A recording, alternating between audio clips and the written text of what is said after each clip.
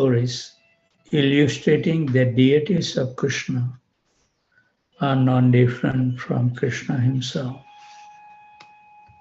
First is a story of Sakshi Gopal. Before Sakshi Gopal had come to Vijayanagar in Andhra Pradesh in the south of India, there was also an interesting story of him getting to Cuttack. Son of one of the ancestors of Maharaj Prataprudra, the king of Odisha, in parenthesis, modern day Odisha, parenthesis over, had heard of this deity who had walked all the way from Vrindavan to Vijayanagar to bear witness for the young Brahmana. This ancestor thought, quote, I have the best deities in my kingdom, Lord Jagannath, but I want to have this Gopal in my kingdom as well, unquote. With a small army, he came to the king of Andhra Pradesh and said, quote, I have only one request. Give me the Gopal.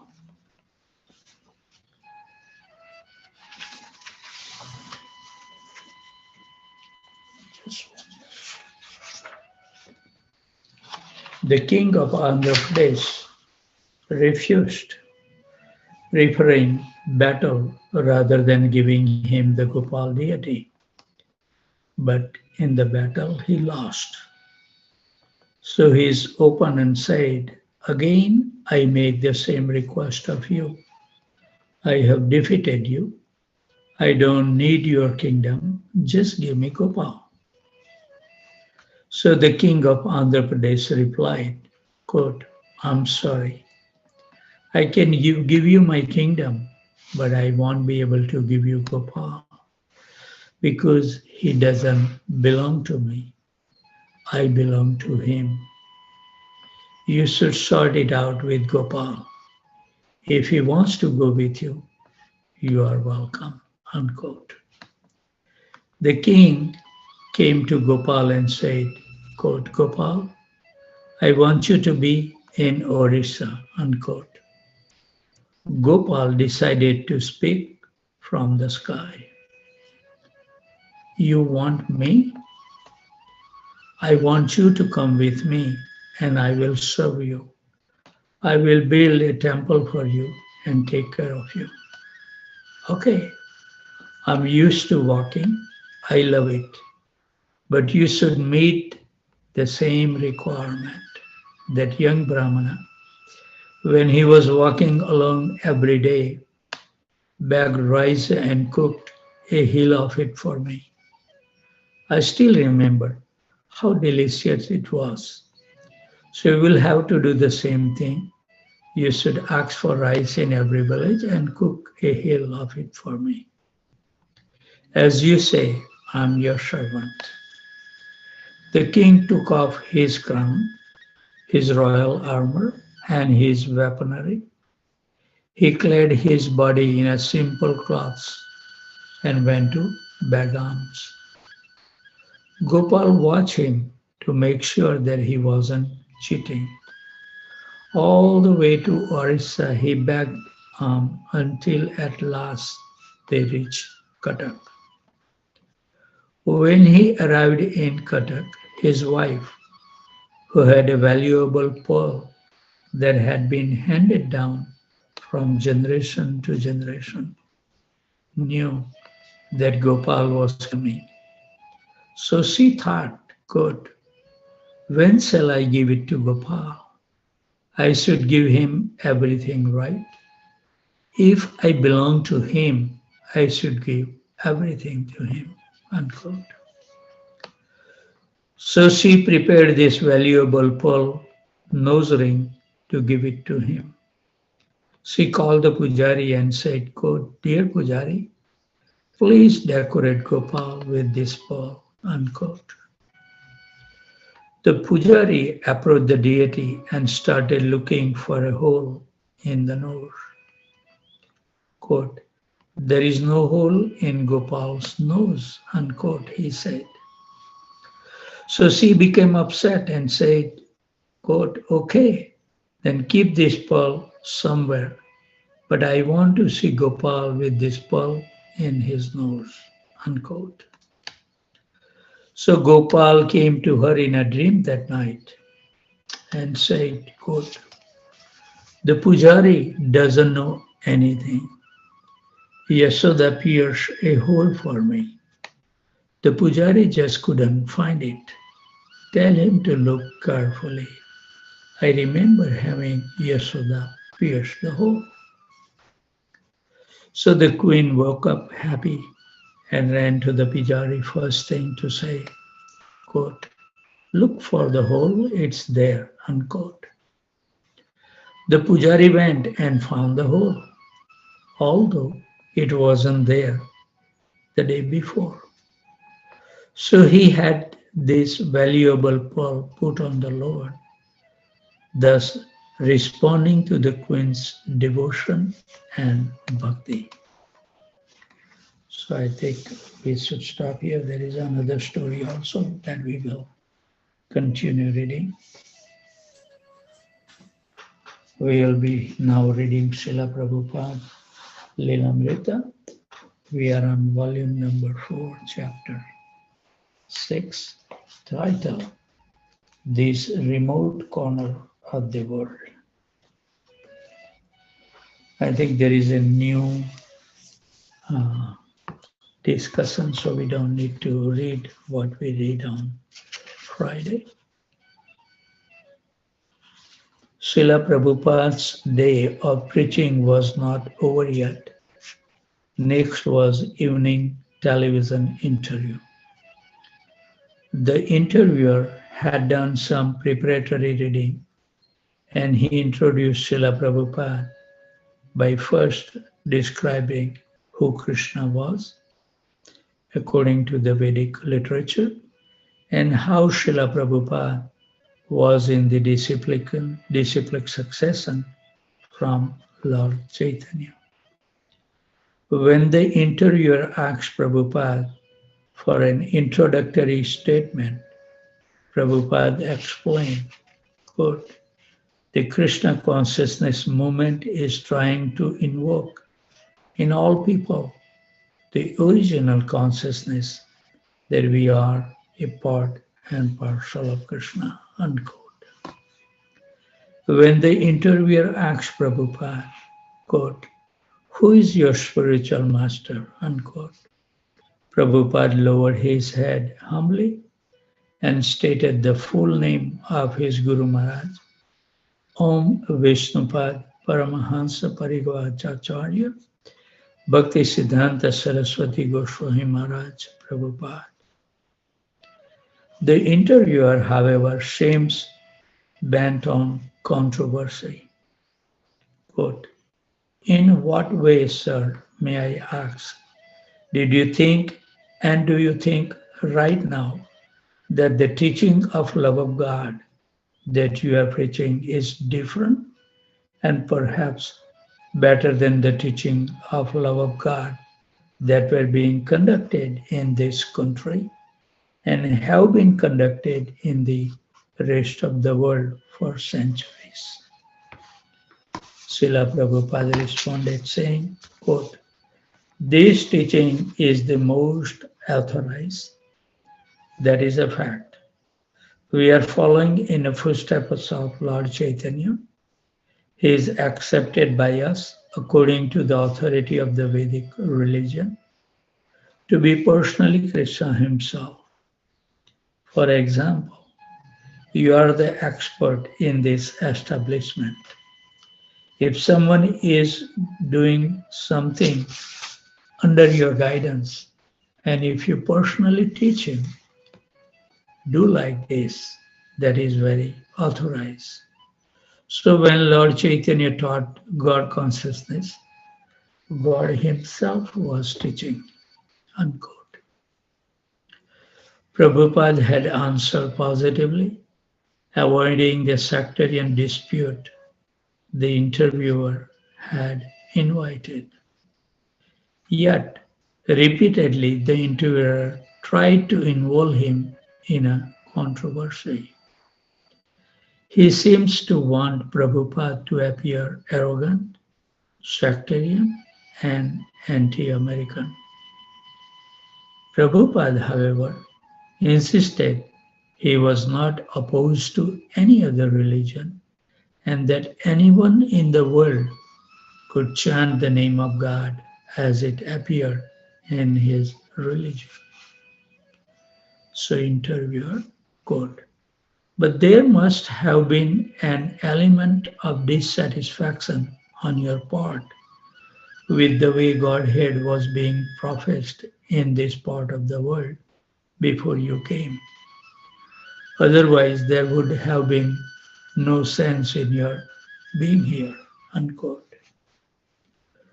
How Srila Prabhupada responded very nicely, quote, it is not just this part of the world. Practically every part of the world has very little interest in God, and they have more interest in dog. Haribol. Prabhupada's answers were strong and philosophically strong. The interviewer, trying his professional best, again attempted to find some fault. So interviewer, quote, it seems to me, sir, as interpreted in your writings, that there is a very high emphasis placed on the relationship between the individual and God, unquote. Srila Prabhupada, yes, that is found everywhere. Interviewer, yes, but you place more emphasis on the relationship than on relationship between one individual and another. Am I right in that? Srila Prabhupada, we have to establish first of all our lost relationship with God. Then we can understand what is our relationship between one individual and another. If the central point is missing, then there is practically no relation. You are an American and another is an American, and both of you feel American nationality because the center is America. So unless you understand God, you cannot understand who I am, nor can I understand who you are. Interviewer, quote, I think that in this part of the world, in the Western world, we place a great deal of emphasis on religion in the way it gets one man to deal with another man. The ethic of religion. Now in the Krishna consciousness movement, he stopped then. Srila Prabhupada, we are not concerned how one man deals with another man. Interviewer, isn't that part of your Krishna consciousness movement? Srila Prabhupada, no, this is not important because we know as soon as some knows how to deal with God, he will automatically deal very nicely with others. Haribol. Interviewer, but let's take the Christian religion for an example. You know the 10 Commandments? There is a heavy emphasis in the 10 Commandments on the relationship between one human being and another. Thou shalt not steal, thou shalt not kill. You know that sort of thing. Srila Prabhupada. But I say that Jesus Christ never said and never meant that thou shalt not kill. Refer to only human beings. Where is that evidence? Jesus Christ never said that thou shalt not kill. Refer only to human being. Thou shalt not kill any animal. Interviewer. Any life? Srila Prabhupada. Any life, that is religion. Interviewer. It has never been interpreted that way. Srila Prabhupada. You have interpreted it differently, but he said, thou shalt not kill. He never said, thou shalt not kill amongst the human being. Why do you interpret in that way? Prabhupada had given the TV interviewer the very thing he was after, controversy. But because it was not desirable controversy, the interviewer promptly dropped it. Instead, he asked Prabhupada how one could recognize a true follower of Krishna consciousness by his behavior. Quote, he had be a perfect gentleman, Prabhupada says. That's all. Therefore, I prohibit my disciple to eat meat. Interviewer, to eat meat? Srila Prabhupada said, yes. And therefore I prohibit illicit sex life. Therefore I prohibit intoxication. They do not even smoke, but to speak of other intoxication. When Prabhupada said that whoever observed these 4 rules would become a perfect gentleman, the interviewer asked whether there was a place for women in the religion. And Prabhupada replied that women and men had the same right and follow the same principles. The interviewer asked whether Prabhupada was encouraged or discouraged. And Prabhupada said he was encouraged because so many devotees were joining. The interviewer doubted that many were joining, since out of 200 million Americans, only 24 devotees were present in the TV or studios. Quote, when you sell diamonds, Prabhupada replied, you cannot expect that everyone will purchase. Haribol. As a final question, the interviewer asked if Prabhupada had any major complaints about American society. Srila Prabhupada, quote, I have no complaint. These boys and girls are very nice. I am rather encouraged that these boys and girls are hankering after something nice. They are frustrated. So now, since they have the best thing, they are coming. The interviewer asked Srila Prabhupada and his followers to chant Hare Krishna, and within half a minute, they were off the air. The hot studio lights went out, and the engineers started talking among themselves. The interviewer bid Srila Prabhupada a polite farewell. He had no intentions of continuing their talk. But Srila Prabhupada continued preaching. On camera or off camera made no difference to him. He saw the interviewer not merely as a television personality, but as someone to receive Krishna's mercy. The two had been sitting very closely for the interview, and Prabhupada now leaned toward the interviewer and asked, quote, let me ask you one question. If you have some disease and you want to cure this disease, what is the best way to go about it? By asking a friend or by going to a medical doctor and ask him how to cure this disease? What would you go to a friend? The man replied, yes. Prabhupada shook his head. You should go to a friend. Again, the man said yes. The interviewer was not concentrating, so Prabhupada patiently repeated his example. Try to understand, he said. If you have some disease, then would you go to a medical doctor or would you go to a friend? And the man could not grasp the point. So Prabhupada answered, no, you would not go to a friend, you would go to a physician, one who knows the answer. That is the spiritual master. They talked a while longer and finally Prabhupada and the devotees left. So it was almost midnight and Prabhupada went to his room. When he had first arrived in Gainesville, he had agreed to initiate the 5 eligible candidate and had even taken their japa beads.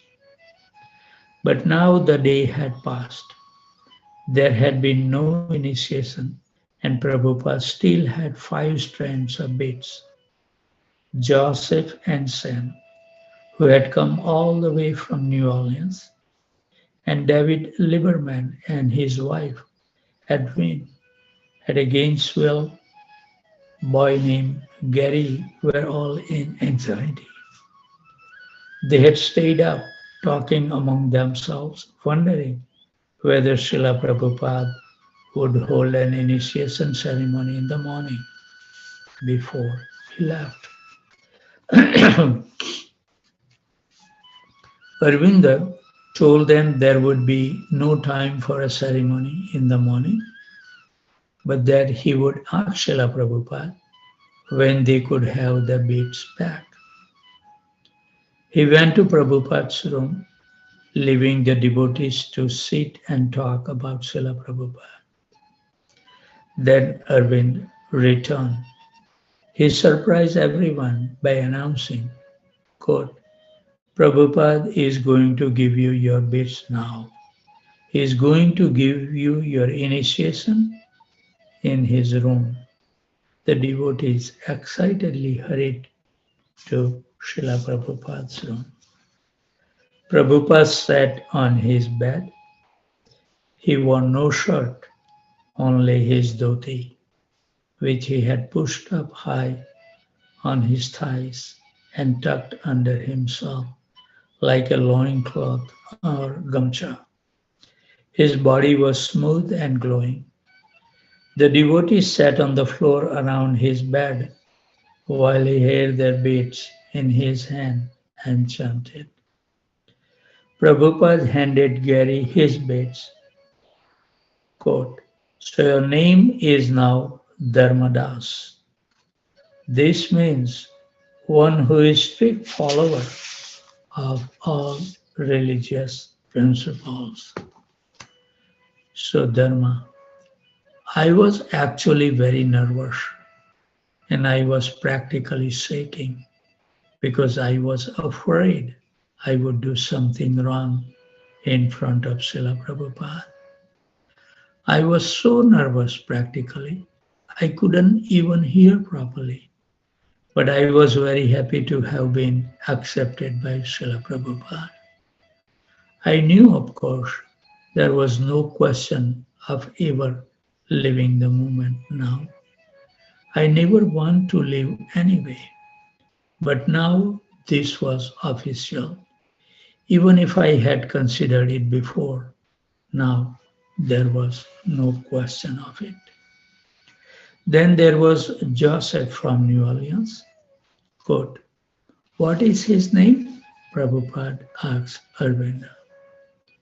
Arvinda read from a sheet, Bhagwat Das. Prabhupada smiled and said, oh, Bhagwat Das, very good. There are 2 things. There is the book Bhagavad, Srimad Bhagavatam, and Bhagavad Gita, and the other person, Bhagavad, who follows perfectly those teachings. He is a living manifestation of the book Bhagavad, and you are Bhagavad Das. That means you are the servant of the book Bhagavad and the person Bhagavad. So Bhagavad is described in his own word as follows. I always wanted a name That meant I was the servant of the Guru. So when I heard this, I was very happy. Prabhupada started to hand me my beads, but then he pulled them back and asked, "And what are the four regulator principles?" So I told him, and he said, "Very good." Then he went to hand me my beads again. But again he pulled them back and he asked, "How many rounds do you chant?" I was very proud because I had been chanting 20 rounds a day for about 5 months. So I sat up real straight and said, "You are supposed to chant 16 rounds a day, Srila Prabhupada, but I chant 20. Srila Prabhupada just turned away from me and said, "That's all right." I was like he was saying, "Don't get puffed up." Then he turned to me and said, "Here are your beads." Handing Dev his beads, Prabhupada says, "Your name is Amarendra." This means the best of the immortals. He named Edwin Gayatri Dasi and Sam Shubrata. Haribo. Shubrata Prabhu is the one who carved and makes some decoration in the old Houston temple. Also, you can see still the dome on the ceiling made by Subrata Prabhu.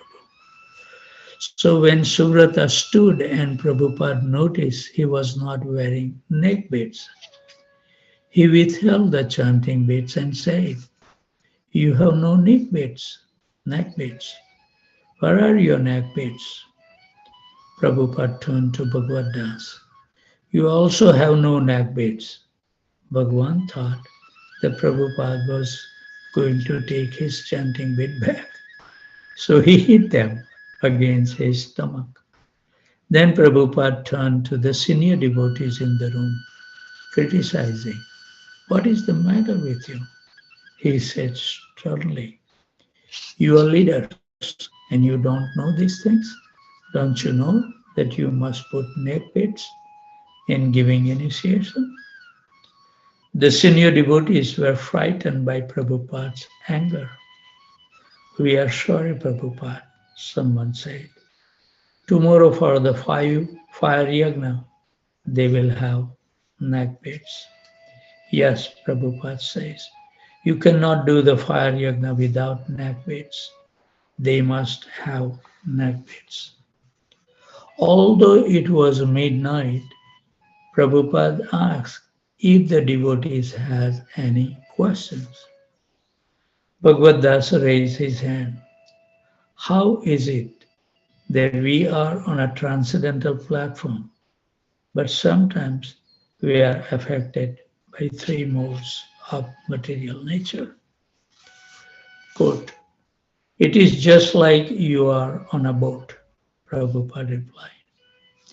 "If you are on the boat, then I cannot say you are not on the boat. Is it not? So you are on the transcendental boat. Therefore, you are on the transcendental platform. You cannot say that you are not, but the waves are coming and they are rocking the boat." Prabhupada gestured with his hands like a boat rocking. "So the waves of the material nature are coming," he continued, "and they are rocking the boat.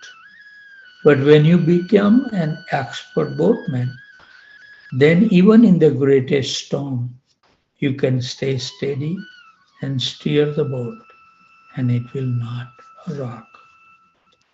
Well, how does one become an expert boatman? Bhagavad Gita asked. "You become expert," Prabhupada replied, "by becoming enthusiastic, sincere, confident, determined, and patient. Seeing Bhagavad anxious face, Prabhupada added, and you must be patient. Everything will come in due course of time. What a nice quality Prabhupada suggested. Okay, we have 5 more minutes.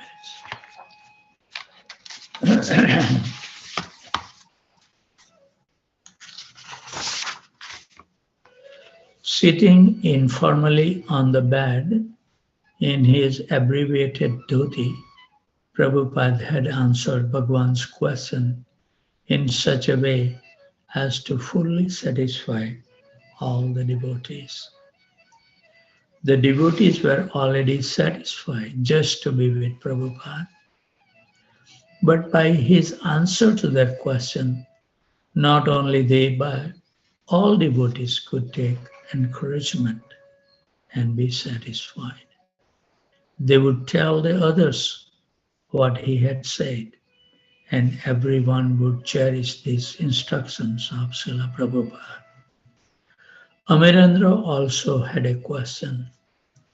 Amarendra was intense and impassioned, and so was his inquiry. Before becoming a devotee, he had been a leader of campus radicals.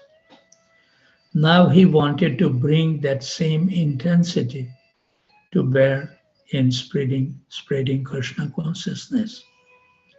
Srila Prabhupada, Amarendra asked, how can we make them take to this Krishna consciousness? What can we say when we go to preach to people? What can we say that will make them take it? His voice was heavy and forceful, demanding action. Quote, you simply ask them to please chant Hare Krishna, unquote, Prabhupada replied. Whether they take or not, that is their business. That is between them and Krishna. But you have done your business. You have done your duty for Krishna by simply asking them, please chant Hare Krishna. How do we take our mind away from Maya and bring them to Krishna? Radha Vallabh asked. You must drag your mind, Prabhupada said. You must drag the mind back to the sound vibration of Hare Krishna. Hare Krishna, Krishna Krishna, Hare Hare. And again he repeated, you must drag the mind back to the sound vibration. All right, Prabhupada looked around. You are satisfied now? The devotee responded, yes, Srila Prabhupada. Thank you very much. Then they all left. It had been the greatest day and night of their lives. They all agreed, and they would never forget it. While Prabhupada rode to the Jacksonville airport in a car with a few disciples, the other devotees followed in their van, bringing the Vyasasana from the temple for Prabhupada to use at the airport. Srila Prabhupada closed his eyes and rested as he rode, and the devotees in the back seat of his car ate the remnants of his prasadam. So I think we should stop here. We should be punctual in our service. Thank you very much for joining the morning and giving us the association. And through association, we can remain attentive. So thank you very much. Before the devotee leaves, let's offer our humble obeisances at the desk of their prayer by reciting the prayer, Vanchakalpatarubhasya, Kripa Sindhu Bhaivacha, Patitanam Pavanebhyo, Vaishnavebhyo, Namo Namaha.